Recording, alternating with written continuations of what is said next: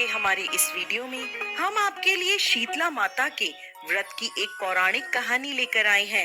एक समय की बात है, शीतला माता ने सोचा कि चलो आज धरती पर देखती हूँ मेरी पूजा कौन कौन करता है, कौन मुझे मानता है।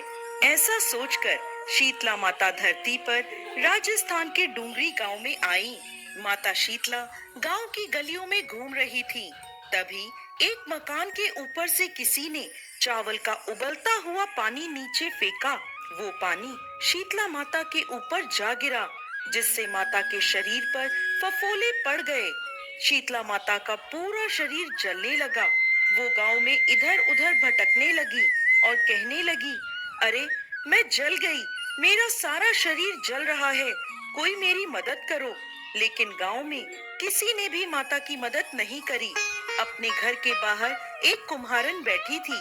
उसने देखा कि वह बूढ़ी माई बहुत जल गई है, उनके पूरे शरीर पर फफोले पड़ गए हैं और वो अपने शरीर की तपन को सहन नहीं कर पा रही। तब वह कुम्हारन बोली, माँ तुम यहाँ आकर बैठ जाओ, मैं तुम्हारे शरीर पर ठंडा पानी डालती हूँ। तब कुम्हारन ने उस माई पर एक करवे से ठंडा ठंडा पानी डाला और बोली, माँ मेरे घर में रात की बनी राबड़ी रखी है, तुम वो खा लो। जब उस बूढ़ी माई ने वो ठंडी राबड़ी और दही खाया तो उसके शरीर को ठंडक मिली। तब वह बोली, बेटी मेरे सर में जुएं देख दे। जब कुम्हारिन माता के सिर से जुएं निकालने लगी तो उसने देखा कि उनके सर के पीछे भी एक आंख है, जिसे देखकर कुम्हारिन डर गई और वहां से भागने लगी। तब वह बूढ़ी माई बोली, रुक बेटी, डर मत, मैं भूत प्रेत नहीं हूँ, मैं तो शीतला देवी हूँ। तब माता ने अपना असली रूप धारण कर लिया। माता के दर्शन कर कुम्हारिन रोने लगी। माता बोली, तू क्यों रो रही है?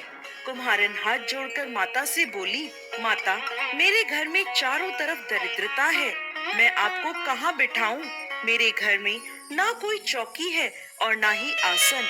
शीतला माता प्रसन्न होकर उस कुम्हारन के घर के बाहर खड़े गधे पर बैठ गईं और एक हाथ में झाड़ू और दूसरे हाथ में डलिया लेकर उन्होंने कुम्हारन के घर की दरिद्रता को झाड़कर डलिये में भरकर फेंक दिया और बोली, बेटी मैं तेरी सच्ची भक्ति से प्रसन्न हूँ, अब तुझे जो भी वर चाहिए मुझसे मांग ले।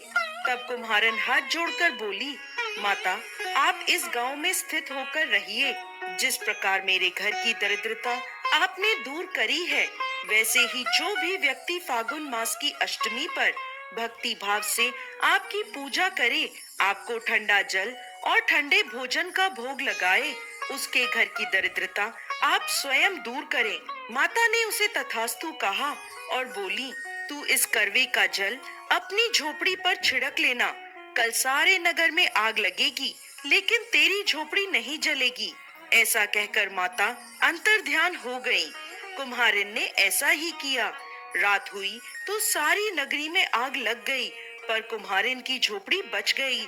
यह देखकर नगर के राजा ने कुम्हारिन को बुलवाया और उससे पूछने लगे, कुम्हारिन सारे नगर में आग लगी लेकिन तेरी झोपड़ी कैसे बच गई?